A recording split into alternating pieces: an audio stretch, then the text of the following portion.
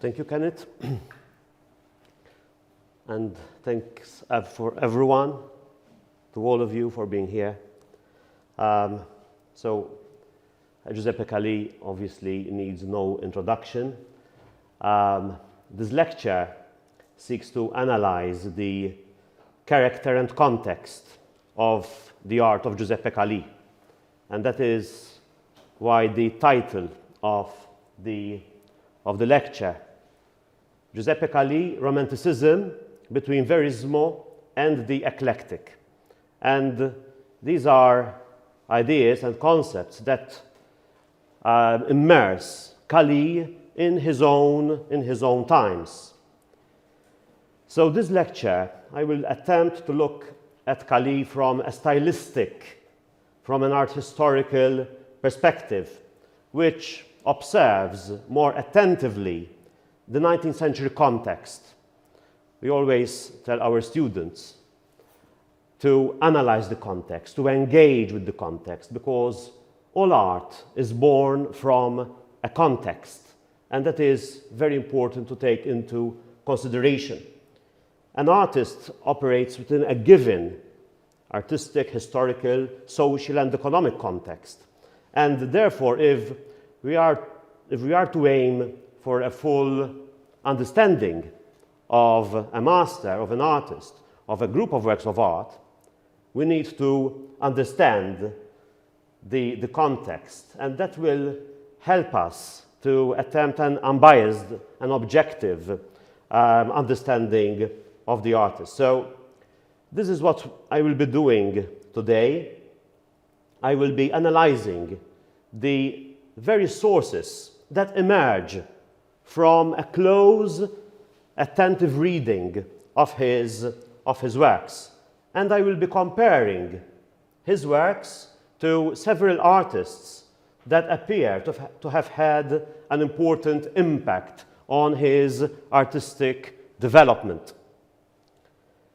So the works of Giuseppe Calì, here we are seeing him at the height of his career.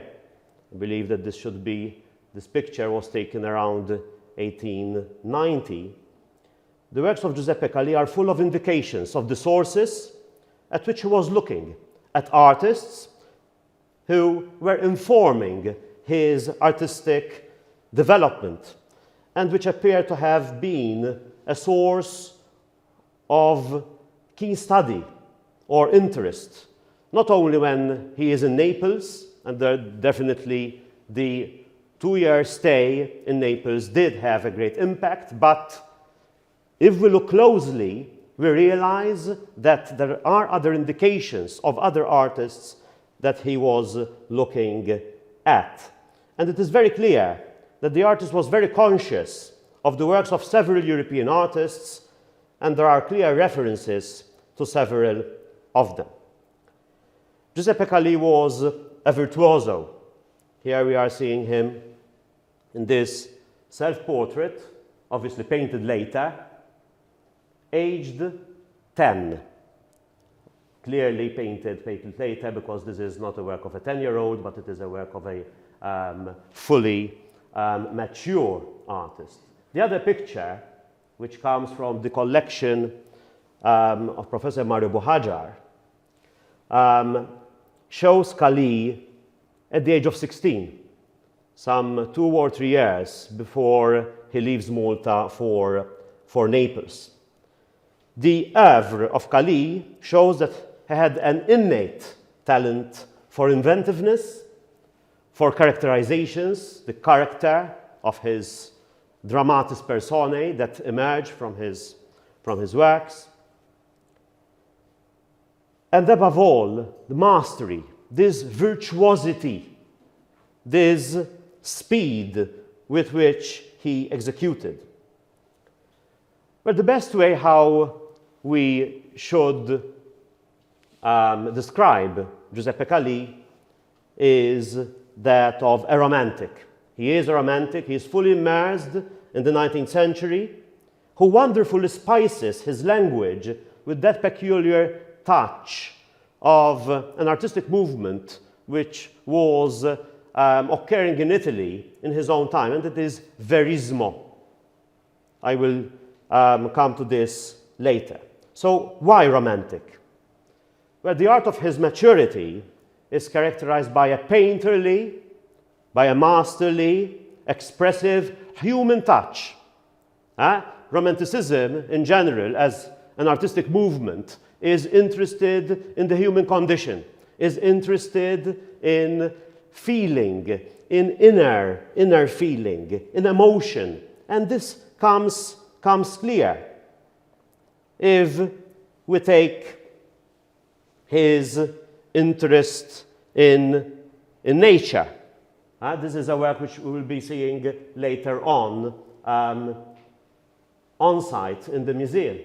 This is a work which also shows the romanticism of Calì. That is another dimension of romanticism, this realism and this engagement, direct engagement with nature, this emotion.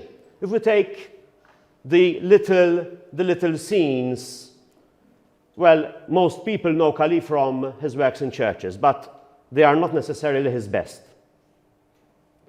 There are many other works, many of them in private collections, that show the real Giuseppe Calì. This is one of them. This is a small work which comes from the collection of the palace at San Anton. This little scene in a sacristy. This little altar boy that is being admonished by this, so seems to be a member of a confraternity. So there is this snippet of life that is being grasped by the artist. This is typically romantic. If we take the agony and the pathos that comes through in this most splendid of crucifixions, which comes from Lea Parish Church, there is a particular maturity in the way how he grasps that emotion, that human, deep emotion that comes across these works. If we take the helplessness, this is another very popular theme for the Romantics. It starts from Girodet and Géricault and Delacroix in the early 19th century, but it continues to feature the helplessness in the face of nature. These drowning women or women carried out at sea, being engulfed by the massive waves. These are all themes, subjects that are typical of Romanticism. Or if we take the disastrous effects of nature, the Messina earthquake. Well, one great problem with Giuseppe Calì is the dating. The dating presents a very, very huge problem, and most of the time his works are not dated. And stylistically, even though I have attempted to break down his oeuvre, and there are some indications, but many times it is very difficult. This is probably painted soon after the earthquake of Messina of 1908, and therefore that helps us to date it. But this is the helplessness of humanity in the face of disastrous events of this kind. Another very important characteristic of Romanticism is the interest in the exotic, the interest in the Orient. So as you can see, Calì touches up on all the themes, all the most important themes which were popular in the Romantic movement. And therefore, there is no doubt that Calì is a symbol of his own times. He is entirely immersed in the 19th century. As I said, it is not always clear to chart his artistic evolution. However, we do have some indications. And this is a very interesting segmentation of his oeuvre. So it is clear that at first he tried to enter the artistic scene as a history painter, as a painter of historical and literary subjects. And that is the period between 1867 and 1870, roughly. There are indications that he was closely looking at the works of Domenico Morelli, at the works of a very, very important French artist of the period, Paul Delaroche. Then in the 1870s, so at this point in time, he is still trying to see what path he should be choosing. And there is a little bit of hesitation. However, it is clear that in the 1870s, he is closer to Mancinelli, one of the professors at the academy in Naples, and Filippo Palizzi. There are a number of rural scenes that seem to suggest that there is a good indication and influence coming from Palizzi. Then he moves, the early 1880s especially, he comes, perhaps this is the period when he comes closest to Domenico Morelli. I will be talking later about Domenico Morelli. Then in the 1890s, his art starts changing, and it changes tremendously. He starts compromising, unfortunately, very, very unfortunate, because the Calì after the 1890s is not the earlier Calì, and there is a great change. Obviously, he retains his bravura, he retains his mastery. However, there is a considerable change. From this period onwards, then, he starts becoming more dynamic, more energetic, and this is the period when Malta was very much interested in the Baroque revival. The 19th century is the century of the revivals. Even neoclassicism itself is revivalist. The neoclassical, the Renaissance revival, the Gothic revival, etc. But in the late years of the 19th century, and this does not happen only in Malta. This also happens across the continent. There is a greater interest in the Baroque revival. This is the time when the Opera House is built over here, stone's throw away from where we stand, and other important buildings are being erected across Europe. And therefore, this is an analysis of his artistic evolution. And this artistic evolution can also be followed in the several portraits which he painted. This is a work which, as far as I know, has never been discussed. There's a work which is signed and dated 1872, and it should be one of his earliest portraits. Over here, he is still very stiff, still hesitant. This is a work which is, to some extent, labored. But this is Vincenzo Buggea, the Marquis, Vincenzo Buggea. So here he is still hesitant, he is still a little bit rigid, perhaps more influenced from Mancinelli at this point. By the 1880s, he is opening up to greater realism. To greater realism, he is emphasizing more the figure with a rather abstract blank background, but he is analyzing the tactile qualities, the textures, etc. The collection of the university contains a number of important works. One work in particular is really and truly in the Verista tradition, even though the background is opening up to these glimpses of greater romanticism in the background. This is the portrait of the gynecologist, Professor Giuseppe Cal, and the way how he is looking, the way that there is great analysis in this realistic quality. Another point that I want to mention is the use of photography. Calì made extensive use of photography and had members of his family, his children who were posing for him, and he used to make use of members of his family as models. So there is this photographic element as well, which is significant.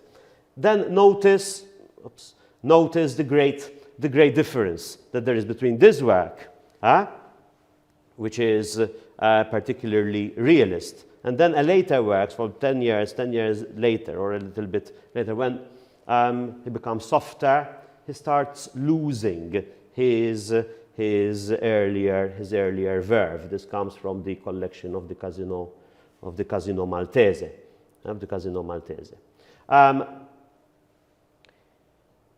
Calì is also important because he breaks with tradition, and that makes him different from all the other artists in Malta of the 19th century, because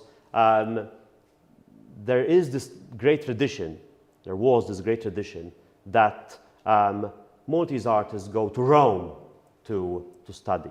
Instead, Calì goes to Naples, and there is a reason for this, because Calì was Neapolitan. We always say that Calì was Maltese, but Maltese only by birth. I consider Calì really and truly an Italian who is coming from a very important family of artists. Originally the Calì family was Sicilian. They gravitate to Naples in the 18th century, and various members of the family are artists.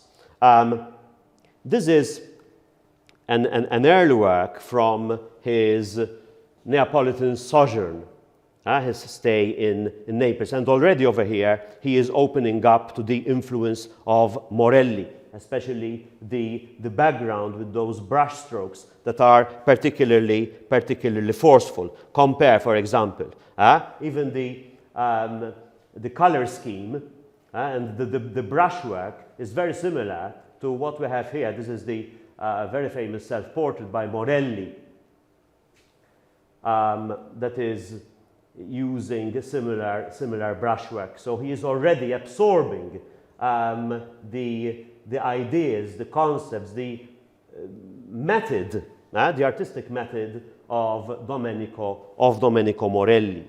And therefore, the very fact that he goes to study in Naples was more revolutionary, Rome was more conservative, and therefore there is a great difference. I'm sure that all of you are familiar with Naples. If you go to the Piazza del Plebiscito, one of the equestrian monuments on the piazza is a collaboration by his uncle and Antonio Canova, and Canova. Canova is the greatest sculptor in Italy at the beginning of the 19th century. So Calì is coming from a very important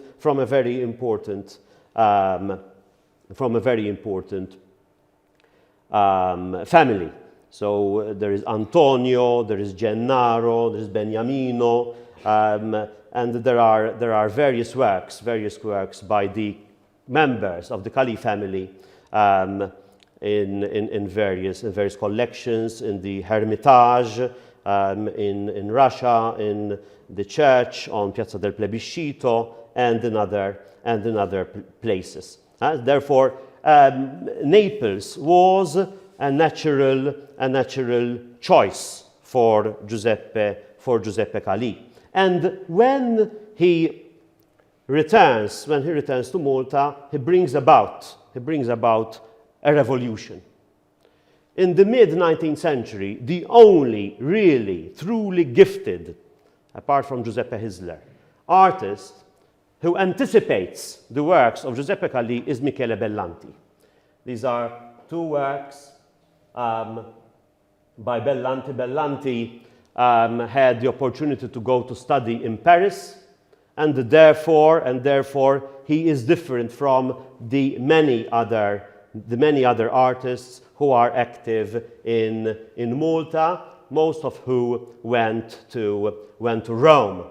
And in particular, the Elijah, which comes from the Church of the Carmelites in Mdina, is one of the most important works painted by a native artist in the middle years of the 19th century, anticipates the bravura of Giuseppe Calì.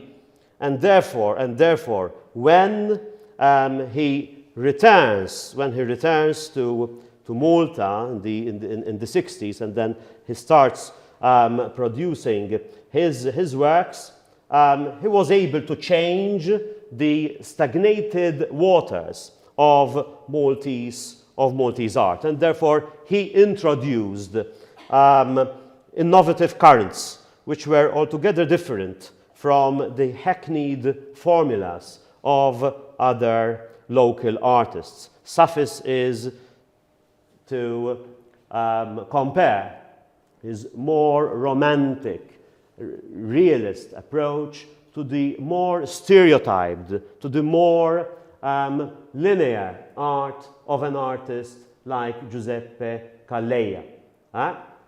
And if we are to compare the death of Dragut, for example, which is only 10 years from the Annunciation by Calleja, we can see the great difference. That they belong to different worlds. They belong to different ideas, totally different concepts.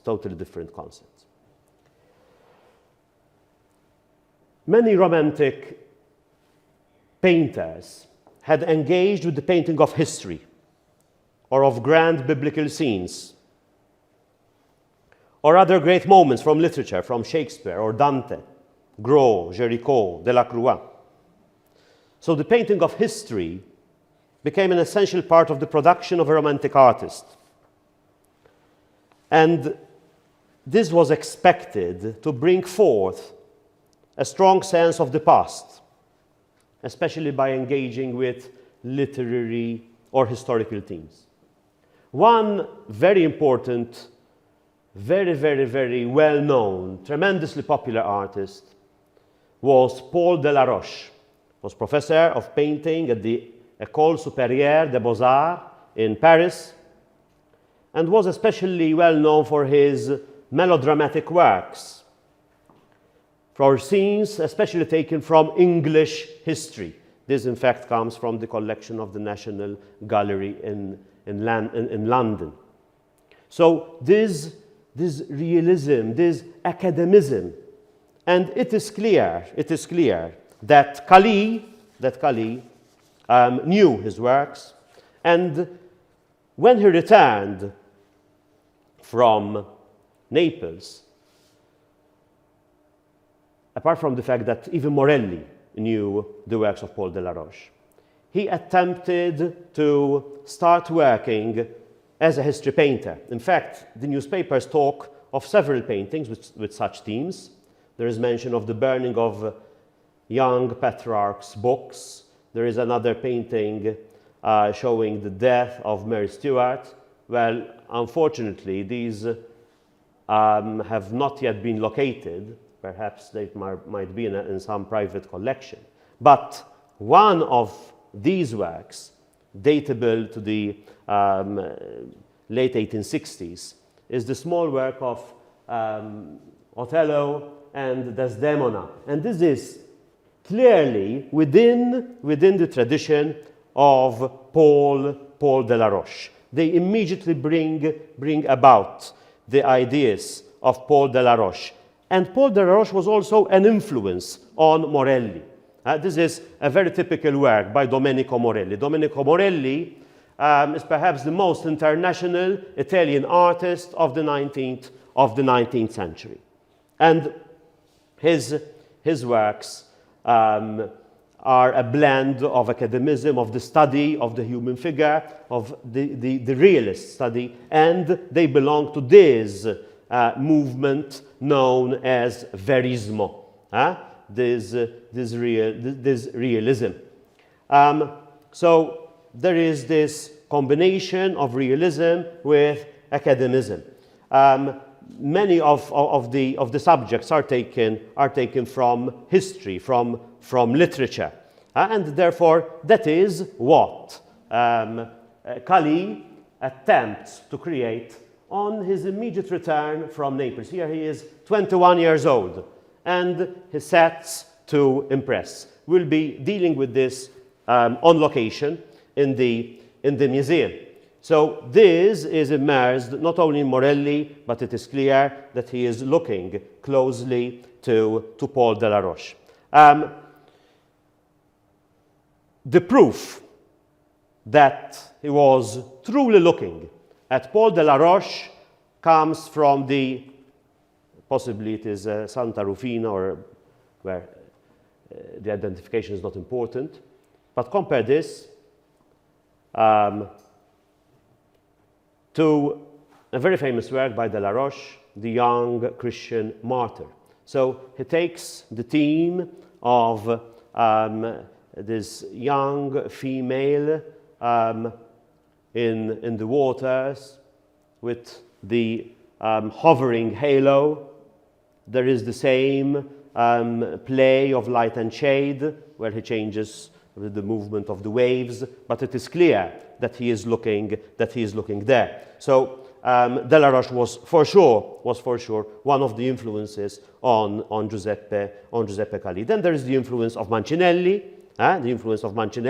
in the 1870s. Mancinelli was an important artist. He was the former professor of drawing at the Naples Accademia from 1851, before Morelli was appointed in 1860.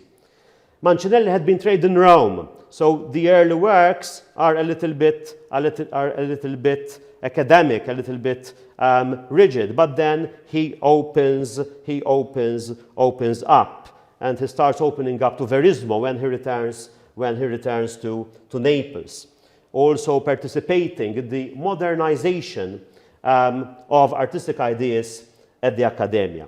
One of his most well-known works in Naples, a work which I'm sure that Calì knew, was the painted curtain of the Teatro San Carlo, showing Homer and the Muses among the poets. And there is this narrative in this work which Calì was, I'm sure, looking at. And it is to Mancinelli that Calì turned in his first church commission.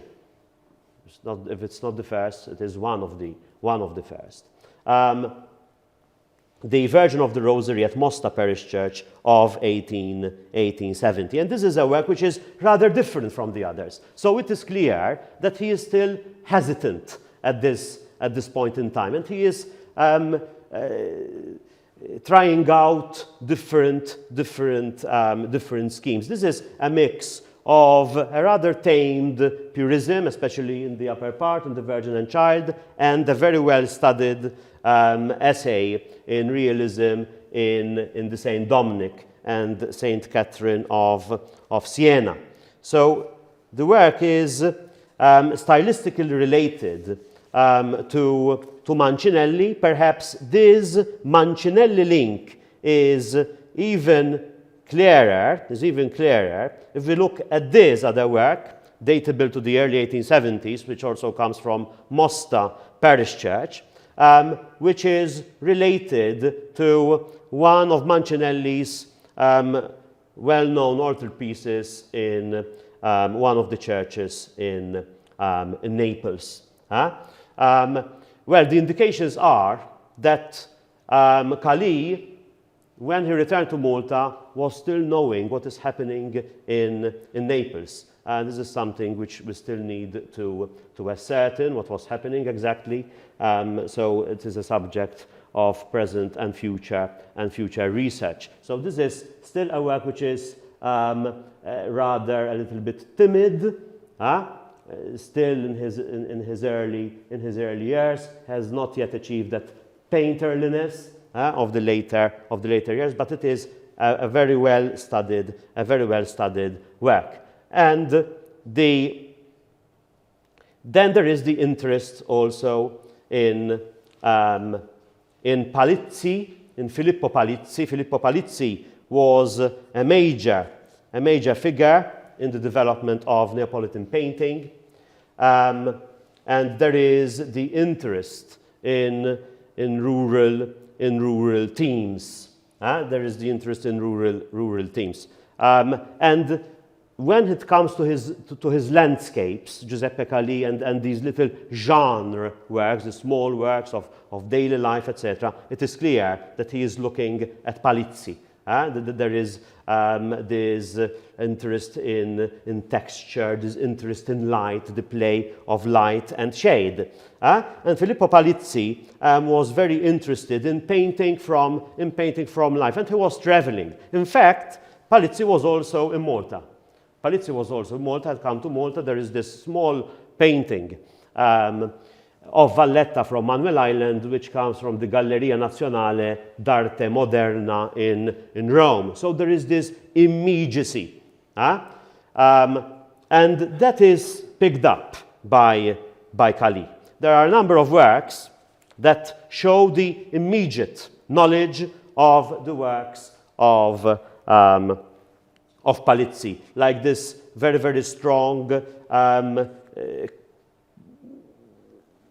image of a countryman, very direct, very bold. The brushwork is intense. This is a clear proof that he was looking at Palizzi. This light, this very particular light, or the textures in these rural works, snippets from the country life.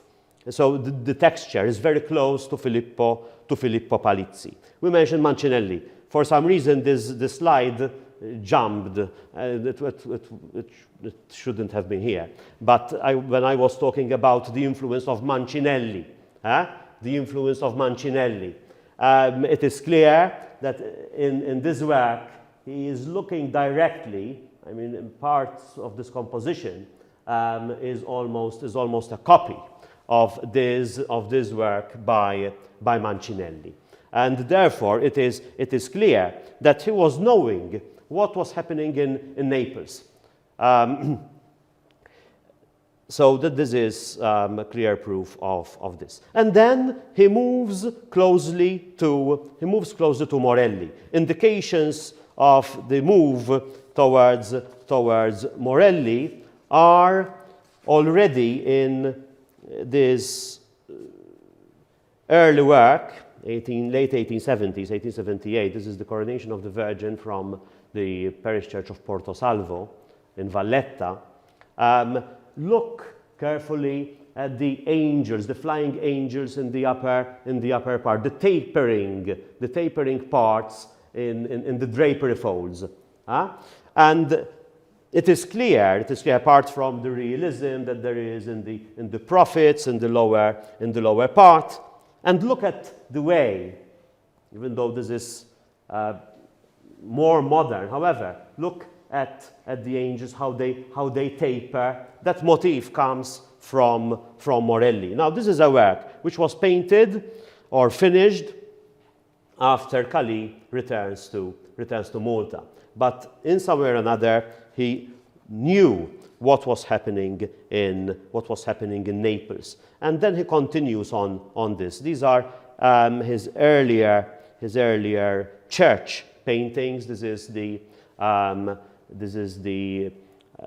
apse above the choir altar at Mosta Parish Church, and this dates to 1880. And look at the angels over here. These are among his most beautiful, his most impressive passages in any church decoration. And that particular light, the palette, that realism, it is clear that he is studying these wonderful faces. Therefore, it is clear that he was going for the Morellian recipe. The closest that he comes, and I believe that this is the time when Calì is at his very, very best, before he starts compromising himself, are the altarpieces at the Parish Church of the Virgin of the Sacred Heart of Jesus at Sliema, Sacro Cuor. St. Peter and St. Paul, that are a remarkable essay in Verismo. There is this deep analysis of the human presence. This very, very intense analysis, this depiction of this old man, this conversation that is taking place in the cell of a prison. And look at the setting. The setting is very important.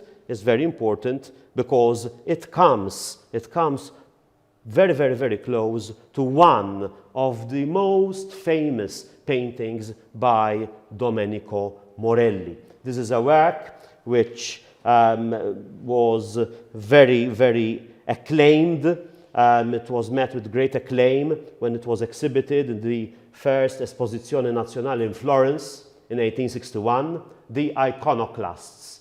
And therefore, this is a work which was very, very topical, even when Calì goes to Naples. So look at the way how his structures, the lower part, those cut stones, for example, the background, even the typologies. If you take the figure in profile on the left-hand side, that is the very, very typical of Calì. Calì takes it very much from Morelli. So these are the works that mark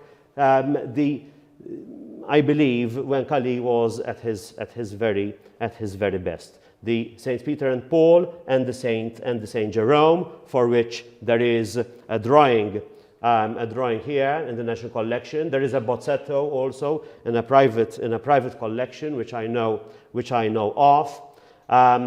However, this is a masterpiece in Verismo. Look at the tattered mat on which Jerome is sitting, and that is definitely inspired from the Temptation of Saint Anthony by Morelli. So this is Calì at his very best, and we should here compare this Verismo that we find in the Saint Jerome, the Saints Peter and Paul, to a work which has nothing to do with Calì, but which confirms how topical Calì was in his choice of style. This is Francesco Grandi, an artist from Rome. However, he is opening up to these new trends of realism. This is the altarpiece of the Pentecost at Mdina Cathedral, which is 1884. In a way, this comes to confirm Calì a couple of years later. And then we move to the last phase. It is here that Calì starts changing his style, starts changing his vocabulary through the influence of Pietro Gagliardi. Gagliardi was a very important Roman artist who comes to dominate Maltese art thanks to the patronage of one of the most enlightened art patrons in Malta, and that is Canon Paolo Pulicino, who was at the time also the director of education in Malta, educated in Paris, so had many important contacts. And Pulicino, of who Calì incidentally also produced this portrait of Pulicino, I presume before the hostilities started with Pulicino, because Calì couldn't accept this fact that Pulicino wanted to get these Italian artists. Well, the main interest of Pulicino was to bring to Malta as much as possible the spirit of Rome. Pietro Gagliardi was in this period a major artist commissioned in many Roman churches. If we take this work in particular, he was one of the most important church decorators of the period. And Pulicino wanted to bring over to Malta the spirit of Rome, and therefore he starts commissioning works from Gagliardi. This is the first public work for Malta, the Virgin and Child, which was commissioned for St. John's. Today it is at the Mdina Cathedral Museum. So as you're seeing, the style of Gagliardi, if we take this altarpiece also from Mdina, this is from Mdina Cathedral, as you can see, this style is totally different from the style of Calì. Calì is a verista, Calì is emphasizing realism, while over here we have an art which is idealized, an art which is very angelic, very sweet, and Calì starts opening up to these ideas already, 1891, and he starts compromising himself. He starts becoming sweeter. He wants to show everyone that if he wants, he can also be a Pietro Gagliardi. So unfortunately, his art starts changing. It starts becoming syrupy. It starts becoming sweeter. And as you can see, even the motif of the lozenge-shaped opening in the clouds, that comes also from Gagliardi. There are several works that show Calì compromising to become more pleasing, and therefore to possibly get more commissions. Look how different this is from the Saints Peter and Paul, for example. Look at the angelic forms. Obviously, the mastery of the paint, the mastery of the narrative still remains, but his palette, look at those very pastelish colors, those pinks, those greens, and therefore he starts opening up. By the late years, this is one of his. Here he was almost 70 years old when he paints this. He had become another Gagliardi, basically. Another Gagliardi had changed himself, had completely morphed into a different artist, and that is how, and I will conclude, how the last works, or the later rather than the later works, because he was still very active. I mean, he was truly incredibly active, incredibly prolific, but in the 1890s, in the opening years of the 20th century, he becomes more dynamic, he becomes more energetic. This is the dome of Leah Parish Church. The narrative is there, but it is becoming more crowded. The compositions start becoming more crowded. Look at the angels dancing in the sky, literally. So he is becoming softer. He is losing that force by which his art was marked in the earlier years. This is the huge work, his largest canvas for the Church of St. Francis here in Republic Street in Valletta, which epitomizes his complete transformation. That is the bozzetto over there. But look how crowded, and it is composed of concentric circles, especially the final work. Look how many figures have been integrated within this composition.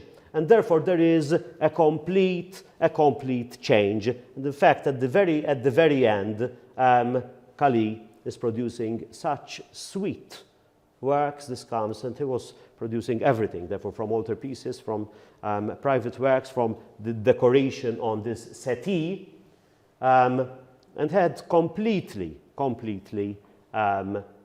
changed himself. Therefore, I remember that Malta was still rather conservative. So conservative Malta and the church especially, and the church had started to take their toll on his artistic development, since he was forced to compromise in order to earn commissions.